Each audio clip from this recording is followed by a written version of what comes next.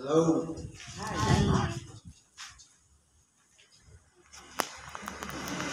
Isang magandang hapon po sa bawat isa sa atin. Una po, pagpasalamat natin sa Diyos. Bagaman tayo po ay kulang pa sa kanya ng katawan.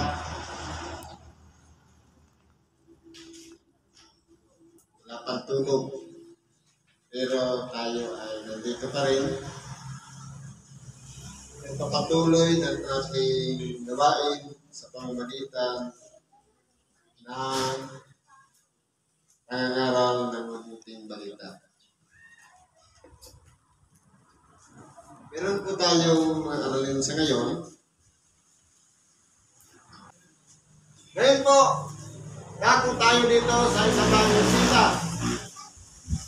Ayon po sa sulat ni Apostol Santiago sa Kapitulo 1, versikulo 19 hanggang 27. Ganito po sabi, nalalaman ninyo ito, minamahal kong mga kapatid. Ano po ba dapat nating malaman? Ngunit, magmaliksi ang bawat tao sa pakikinig, magmakupad sa pananalita, magmakupad sa pagkagalit.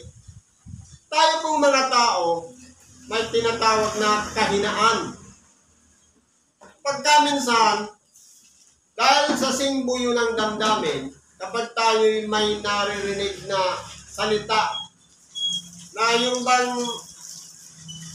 tainga natin parang natatamaan yung ego, yung sarili nating pagkatao na yuyurakan, ang bilis po natin umaksyon.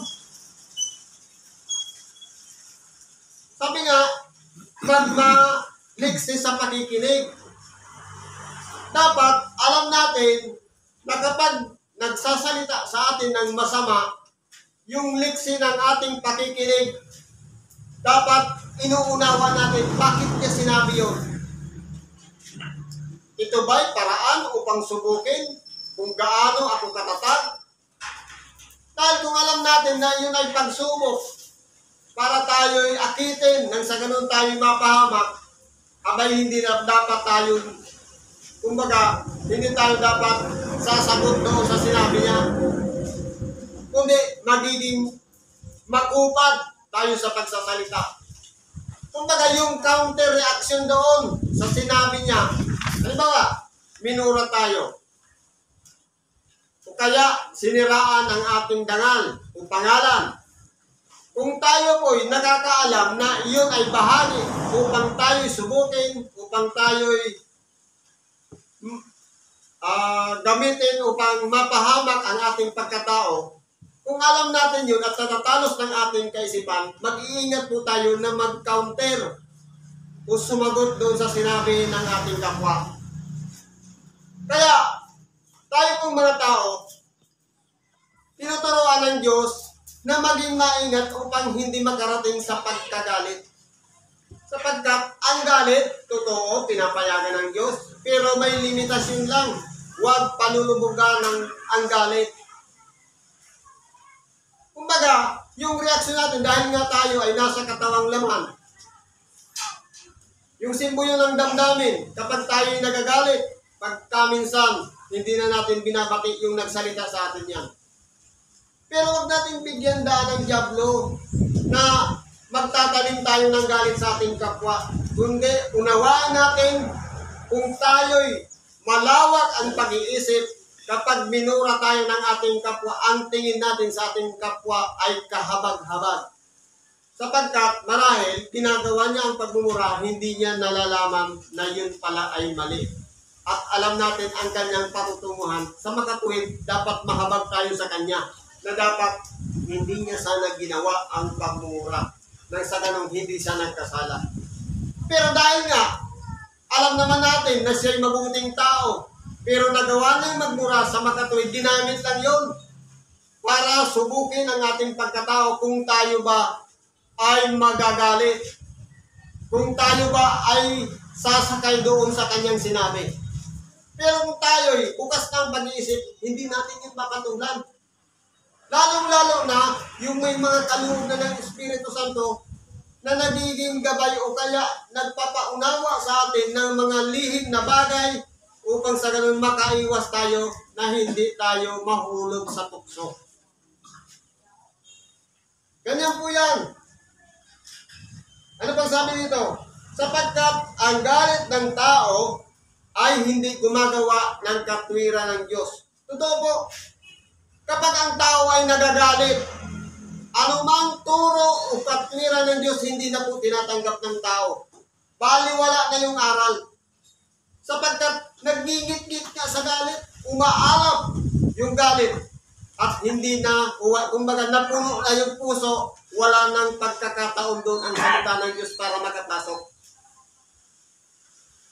Kaya kung titinan mo, kahit anong payo mo sa taong galit, hindi talaga makapasok yan ang salita ng Diyos. Kahit kaibigan pa natin yan, o hindi kaibigan, kakilala o hindi kakilala, kapag nandiyan ang galit, kinakailangan pahupain mo muna ang galit sa kamo, ipasok na yun ang pag-a-advise. Pero kung nandiyan pa, umaalab pa, walang pagkakataon dyan ang aral. Kaya ang galit ng tao ay hindi gumagawa ng katwiran ng Diyos. Para magawa yung katwiran ng Diyos, pahuhupain muna natin ang galit. Ano pang sabi dito? Kaya't ihiwalay ninyo ang lahat na karumihan at ang pag-apaw ng kasamaan at tanggapin ninyo na may kaamuan ang salitang itinanim na makapagliligtas ng inyong mga kaluluwa. Kaya po, tinuturuan tayo dito ni Apostol Santiago na dapat ihiwalay natin yung lahat ng karumihan. Yung mga bagay na alam natin na napahamak na tayo, kinakailangan pagsisihan natin yun. At bigyang daan natin yung salitang itinanim sa makatuwid bagay, ang salita ng Diyos na nagtuturo sa atin upang tayo huwag na natin gawin ang dati nating kalagayan nung tayo hindi pa nakakakilala sa Diyos na ang ginagawa natin. Kumbaga, sa halip na paglaanan natin yung kaligtasan ng ating kaluluwa sa pamamagitan ng salitang itinanim na walang iba ang Ebanghelyo na makapagbabago ng ating pagkatao. Kaya po, hindi po, kumbaga yung butil na yun, ubinhi ng salita ng Diyos, hindi makapagpugat dahil po pinagsama-sama na natin pati yung karumihan. Halimbawa, nagsisimba, nagbibisyo. Anong nangyayari niyan? Nagtatalo yung dalawa. Pero kung tayo may katapatan sa ating pangako sa Diyos, mula sa dati nating pagkatao na tayong makasalanan, hindi na natin babalikan yung bisyo. Kaya nangyayari, nagtatalo yung dalawa sa kalooban natin. Kaya sabi, ihiwalay, huwag pagsamahin. Ano pang sabi nito? Dapat maging tagatupad kayo ng salita at huwag tagapakinig lamang na inyong dinadaya ang inyong sarili. Totoo po. Halimbawa, palasimba tayo. Pero, hindi naman natin tinutupad o ginagawa yung aral na ating napakinggan. Ang tao dyan, dinadaya lang natin ang ating sarili. Sayang yung mga pagsisimba natin. Sayang yung pananalangin natin. Mababaliwala lahat yan kung hindi naman tayo tagasunod. Ang mangyayari yan, pakitang tao lang yung pagsamba. Pakitang tao lang yung pananalangin. Pero sa kaloob-looban pala, tayo ay isang taong nagpapahamak din ng ating sarili. Sapagkat ayaw nating tumupad o sumunod sa kalooban ng Diyos dahil umiiral pa rin ang sarili nating kalooban.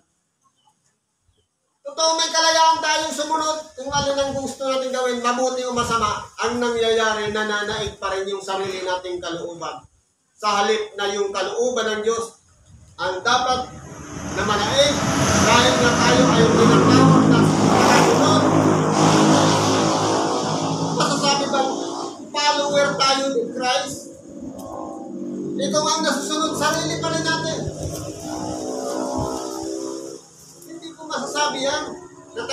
tagapagpapatang ni Kristo o tagasunod sa kanyang mga aral kung taliwas naman ang ating mga ginagawa. Sapagkat kung ang sino man ay tagapakinig ng salita at hindi tagatupad ay katulad ng isang tao na tinitingnan ng kanyang talagang mukha sa salamin. Sapagkat minamasdan niya ang kanyang sarili at siya'y umalis pagdakay kanyang nalilimutan kung ano siya. Ito nga nagbigay ng halimbawa si Apostol Santiago. Nang nakikinig ng salita at hindi tagatupad, katulad ng tumitingin sa salamin. Totoo, tinitingnan niya ang kanyang itsura, kung ano ba ang ayusin niya, yung buhok niya, pero pagtalikod, nakalimutan na. Kumbaga, parang walang halaga yung salita ng Diyos sa buhay natin.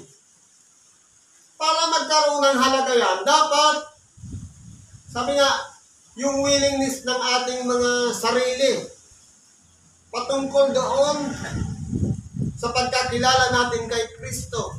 Dapat makita yung katapatan natin sa Kanya.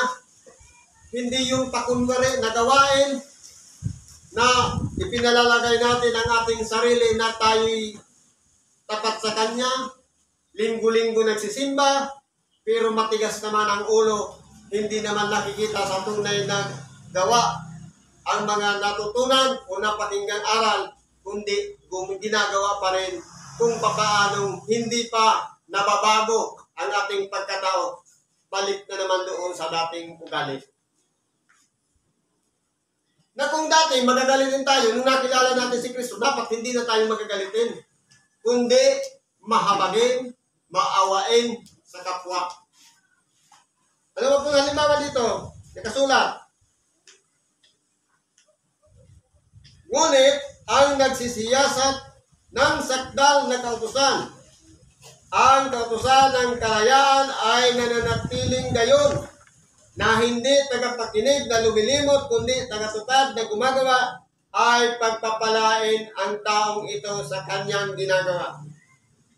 Kaya po, kung tayo po ay namulat na, natuto na, subalit nagpapatuloy sa pagsisiyasat patungkol sa kasakdalan, pagpapalain po tayo sa lahat ng ating managawa. Bakit po? Meron tayong pagnanasa na kumbaga may kulang pa doon sa ating ginawang pagbabago. Gusto pa rin natin mapunta doon sa kasakdalan na hindi na natin binabalik-balikan yung dati nating mga gawa. Kaya po, sa buhay ng tao, dalawa po talaga ang pinagpipilian. Mabuti at masama. Pero, sabi nga, walang matuwid, wala kahit isa, kundi ang lahat ay nagkasala. Kaya, dapat ang bawat isa sa atin, sa bawat panalangin, palaging nakakabit doon ang pagsisisi. Ano pang sinabi ng ating dakilang Panginoon? Yung pakikinig ng mabuting balita. Kayo'y malilinis na sa pamamagitan ng salitang aking sinalita. Sa makatuwid, ang Ibanghilyo ay naglilinis ng ating kalooban. Sapagkat kung hindi natin narinig ang Ibanghilyo, hindi natin masasabi na patawad po Diyos ko, ako'y nagkamali na naman ulit. Sa makatuwid, binabago tayo ng salita ng Diyos upang maging malinis na muli. Dapat ang tatahakin natin papunta sa kasakdalan. Na kumbaga, yung pagiging isang taong ganap na marunong ng magpigil, halimbawa, ng dila. Kumbaga, kung dati noon, ismoso, o maraming mga kwento na hindi naman totoo pero kinakalap, pero ngayon dapat hindi na ginagawa yun. Kundi maingat na sa pagsasalita. Marunong nang magpigil ng dila sapagkat iyan po ay maliit na bahagi ng ating katawan na pinaglilinas ng impyerno. Iyan po ang nagpapahamak sa atin. Sabi nga, parang walang gulo, tahimik lang. Sabi nga, ano yung sabi sa English? More talk, more mistake. Pag marami kang sinabi, maraming pagkakamali. Pero pag wala kang sinasabi, wala kang pagkakamali. Kung nasa isip lang. Kaya ngayon, para masunod natin ang kalooban ng Diyos, limitahan natin ang pagsasalita at pagkagalit, sapagkat yan po ay papunta sa kapahamakan. Ano mo kung sabi dito? Para malaman natin na tayo'y dapat maging karapat-dapat doon sa pagpapala ng Diyos, kinakailangan din ang pagsisiyasat ng sakdal na kautusan. Walang iba ang pag-ibig na siyang pinuuna na sa isang salita, yung 10 kautusan. Walang iba ang pag-ibig. Tapat tayo sa Diyos, iniibig natin siya ng buong puso, ng buong kaluluwa, ng buong lakas, at ganun din, ibigin din natin ang ating kapwa katulad ng ating sarili. Sabi nga, ibigin ang Diyos una sa lahat at ibigin ang ating kapwa. Kung masakit sa atin, masakit din yan sa kapwa.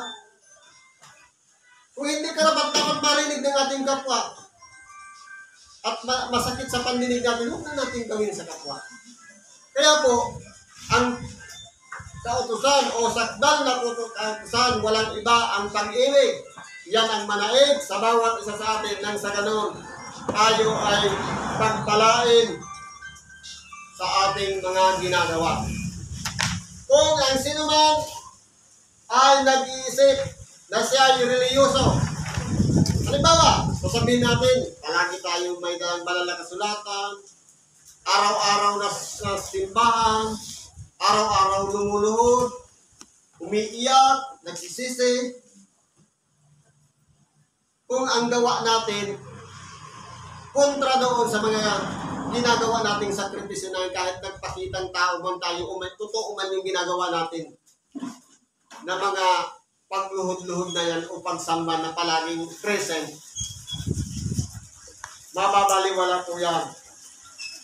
Samantalang hindi pinipigil ang kaniyang dila.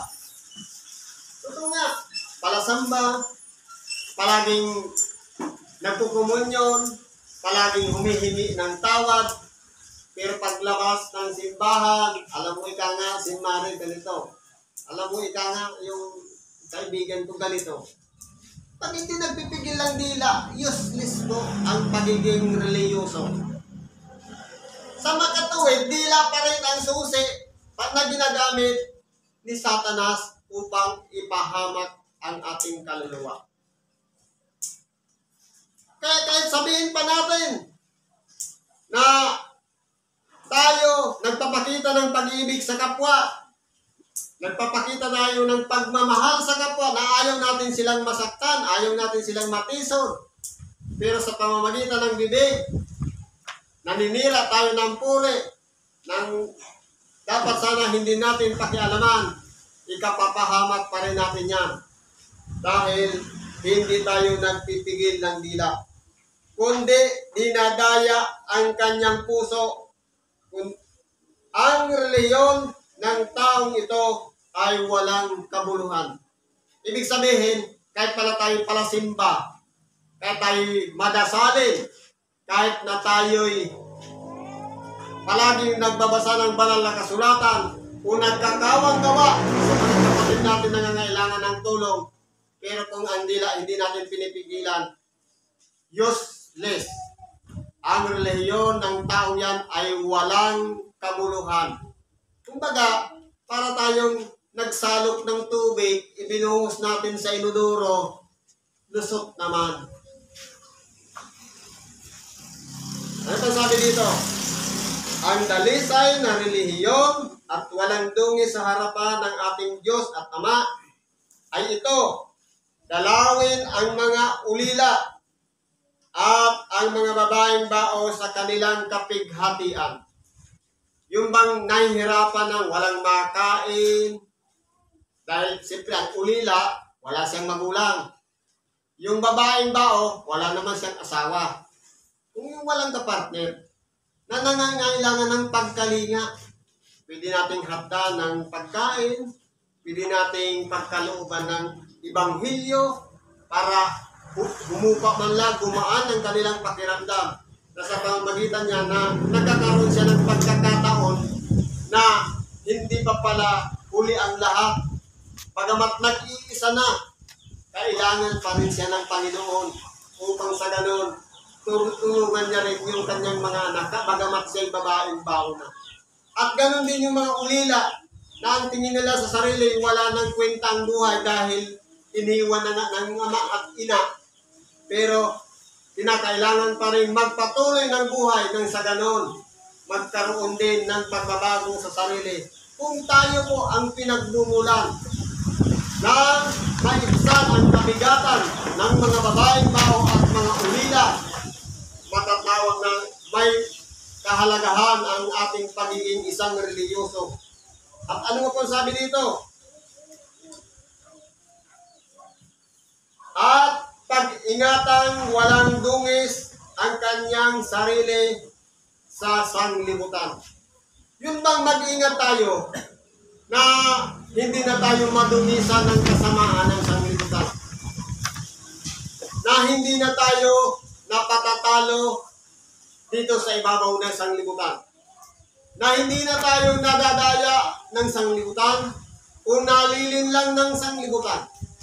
Kundi dapat tayo nagiging huwaran na ng ating kapwa na nagmumula na sa atin sa ikibutura ng ating mga puso na ginagawa natin na dapat tayo ang makahikayat sa sanglibutan na magsipagsisi at pagbalik loob sa Diyos at hindi tayo ang madala ng sanglibutan. Sa magkatuwid, parang akitan lang yan. Tayo gumagawa ng mabuti, dapat maakit natin ang sanglibutan na magsipagsisi sa pamamagitan ng pangangaral ng mabuting balita. At hindi tayo dapat ang malaig ng sanglibutan na sa halip na nabago na tayo, na pagsisi na tayo, nagbalik loob na tayo sa Diyos, huwag sanang mangyari na makabalik pa tayo sa dati nating kalagayan. Kundi kung papaanong yung mga taong nasa maruming kalagayan ang mahango natin patungo sa maayos na kalagayan na inihanda natin na sila'y tulungan, pangaralan ng mabuting balita ng sa ganun, makasumpong din sila o maabutan nila ang tinatawag na pagsisisi at sila'y magbalik loob sa Diyos at tayo sama-samang haharap sa ating dakilang Panginoon doon sa kanyang kaluwalhatian. Kaya mapalad po tayo kung tayo'y hindi nagsasabi na reliyoso na ika nga ako.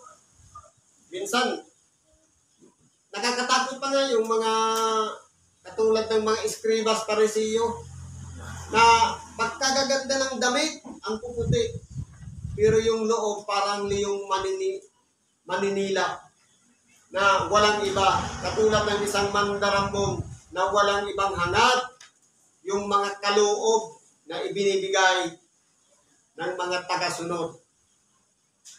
Kahit ngayon, pansinin natin, yung mga pastor na walang ibang hinangad kundi yung kung ano yung laman ng mga lukbutan o bulsa ng mga miyembro para lamang makuha, gagamitan pa ng mga sitas sa panlilinlang. Kaya po, mag-ingat po ang bawat isa sa atin. Ang mangyayari niyan, yung taong nalinlang na nahikayat na nagbigay ng kaloob, mas malaki pa ang pagkakataong maligtas kisa doon sa tagapangaral na siya ang naglagay ng kanyang sarili patungos doon sa kapahamakan.